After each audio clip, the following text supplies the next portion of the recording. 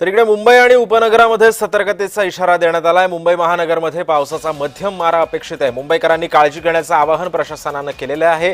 त्यामुळे आता पाहतोय आपण मुंबईमध्ये सुद्धा गेल्या 2 दिवसांपासून मुसळधार पाऊस बरसतोय।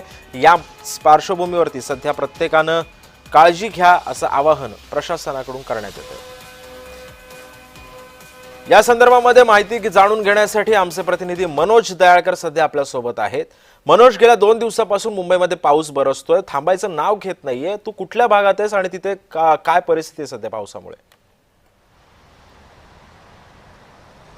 नक्कीच सिद्धेश, आपण बघितलं शनिवारपासून आणि रविवार म्हणजे 2 दिवस पाऊस हा सतत मुंबईमध्ये पडत आहे। त्यामुळे नागरिकांची या ठिकाणी आपण बघितलं शनिवार रविवार तारांबळ मोठ्या प्रमाणामध्ये उडालेली होती। पण आता आज सोमवारचा दिवस आहे, आठवड्याचा पहिला दिवस आहे, पण या ठिकाणी आता पावसाने शांतता घेतली आहे। पण पावसाचं वातावरण दिसत आहे। मी माझ्या कॅमेरामॅनला सांगेन की या ठिकाणी दाखवायला की वातावरण आपण बघितलं तर पावसाचं वातावरण दिसत आहे। आता मी बँड्रा परिसरामध्ये आणि या ठिकाणी वातावरण मिळतं पावसाचं दिसत आहे। पण या ठिकाणी नागरिकांना कुठेतरी राहत मिळेल, कारण की 2 दिवसापासून सतत मुसळधार पाऊस हा मुंबई आणि मुंबईच्या उपनगरामध्ये पडत आहे। त्यामुळे नागरिकांनी कुठेतरी तारांबळ मोठ्या प्रमाणामध्ये उडालेली होती, पण आता कुठेतरी राहत पावसाने शांतताही घेतलेली आहे। त्यामुळे नागरिक हे आठवड्याच्या पहिल्या दिवशी कामाला आपण बघितलं वेळेवर देखील जात आहेत। आणि या ठिकाणी आपण रेल्वे सेवा देखील बघितलं 5 मिनिटंही उशिराने धावत आहे। पश्चिम असो की सेंट्रल असो, रेल्वे सेवा 5 ते 5 मिनिटं उशिराने धावत आहे। पण या ठिकाणी पावसाने शांतता घेतलेली आहे। हवामान खात्याकडून आपण बघितलं 3 दिवसाची पावसाचा इशारा दिला होता। पाऊस हा 3 दिवस सतत पडणार आणि